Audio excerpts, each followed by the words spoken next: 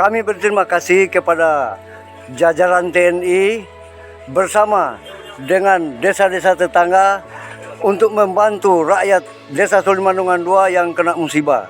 Jadi kami sangat berterima kasih kepada bapak-bapak TNI dengan kepala-kepala desa tetangga yang sudah mengulurkan tangan membantu tenaga untuk menyelesaikan korban bencana alam.